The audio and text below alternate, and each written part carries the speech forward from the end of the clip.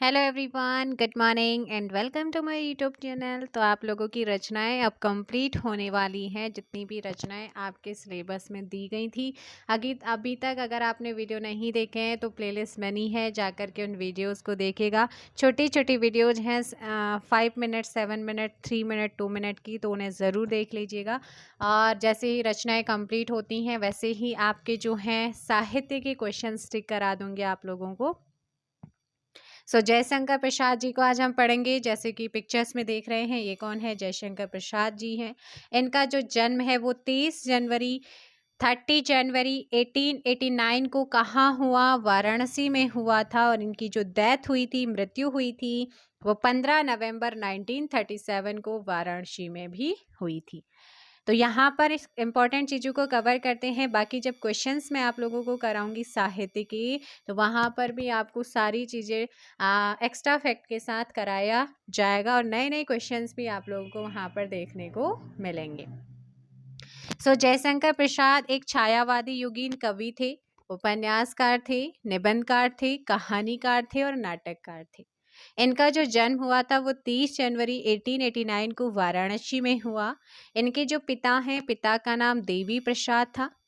बाल्यकाल में कलाधर नाम से ब्रजभाषा में एक सवैया लिखा था इन्होंने। ठीक है, एक सवैया लिखा।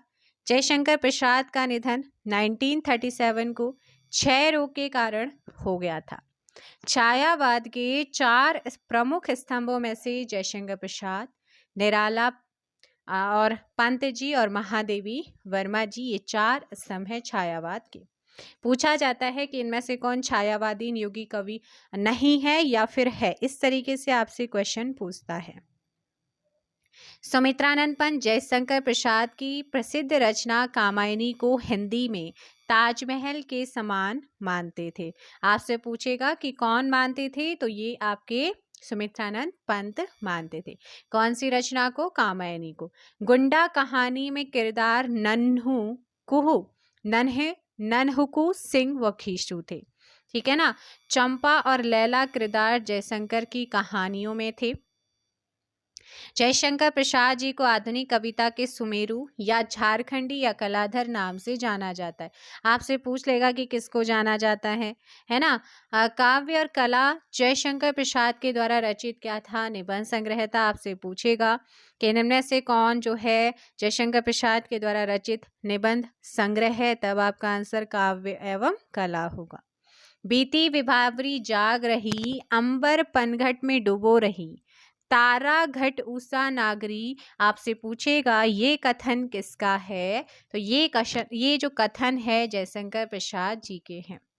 छायावाद का ब्रह्मा किसे कहा जाता है? छायावाद का ब्रह्मा जयशंकर प्रसाद को कहते हैं। इनकी काव्य रचनाओं को देखते हैं, है ना। जयशंकर प्रसाद जी की पहली काव्य रचना उर्वशी 1909, वन मिलन 1909 एंड प्रेम राज्य 1909 थी, जो कि 1909 में आई थी। जयशंकर प्रसाद की अंतिम प्रबंध काव्य रचना कौन सी थी? कामायनी 1935, जिसमें मुख्य पात्र कौन है? ये पूछा जाता है कि कामायनी का मुख्य पात्र कौन है? मनु, श्रद्धा और ईड़ा। तो ये ऑप्शन में मिलेगा, आपको ध्यान रखना है भाई। प्रसाद जी की प्रथम छायावादी काव्य रचना झरना है। इसे छायावाद की प्रथम प्रयोगशाला भी कहा जाता है। वरुणालय प्रसाद जी का प्रसिद्ध गीति काव्य है। प्रसाद जी की लंबी कविताएं जैसे शेर सिंह का शस्त्र समर्पण और प्रलय की छाया है। अन्य काव्य रचनाओं में प्रेम पथिक 1913, झरना 1918, आंसू 1925, लहर 1933, चित्राधार, वभ्रुवाहन, करुणालय व कानन कुसुम, महाराणा का महत्व, अयोध्या का उद्धार आदि क्या हैं? इनके अन्य काव्य रचनाएं हैं। ठीक है भाई। जयशंकर प्रसाद जी की प्रथम रचित कहानी ग्राम 1911 थी, जिसका प्रकाशन इंदु नामक पत्रिका में हुआ था। जयशंकर प्रसाद जी की अन्य प्रमुख कहानियां छाया, प्रतिध्वनि और आकाशद्वीप, आंधी और इंद्रजाल 1936 में आई, खंडहर की लिपि, पाप की पराजय, स्वर्ग के खंडहर, देव दासी और उस पार का योगी, ये क्या है? इनकी अन्य कहानियां हैं जो आपको ध्यान रखनी है। और भी देखो वे अन्य कहानियां में पुरस्कार, गुंडा, छोटा जादूगर, सालवती प्रतिमा, ये क्या है? इनकी अन्य कहानियां हैं। जयशंकर प्रसाद ने 13 नाटक भी लिखे हैं, जिसमें से इंपॉर्टेंट है स्कंदगुप्त, चंद्रगुप्त, कामना, अजातशत्रु, ध्रुव स्वामिनी, राज्यश्री, जन्मेजय का नागयज्ञ, विशाख, सज्जन व एक घूंट आदि। ये क्या है? इनके 13 नाटक हैं। ध्रुव स्वामिनी नाटक में अनमेल विवाह और नारी के पुनर्लगन की बात की गई है। ध्रुव स्वामिनी नाटक में उन्होंने नारी के स्वाभिमान को उठाया है।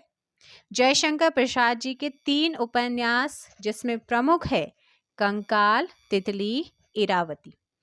इरावती उनका एक अपूर्ण उपन्यास है। क्लियर है भाई?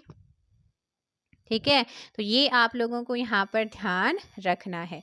और कल आप लोग करेंगे रसखान जी की रचना के बारे में। बहुत ही छोटी रचना है, इसको चलो आज ही कवर कर लेते हैं, ज़्यादा कुछ नहीं है रसखान जी के बारे में। सो रसखान जी के बारे में भाई ध्यान रखना है आप लोगों को। इनके बारे में ज़्यादा नहीं आता है।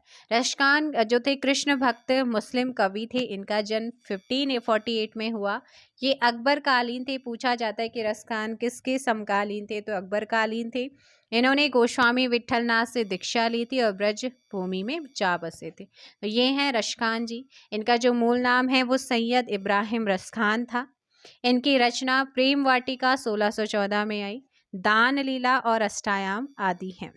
ठीक है, तो ये हो गई हैं इनकी रचनाएं। सो ये थे भाई रसखान जी और हमारे जयशंकर प्रसाद जी। आई होप कि आप लोगों को सेशन पसंद आ रहे होंगे।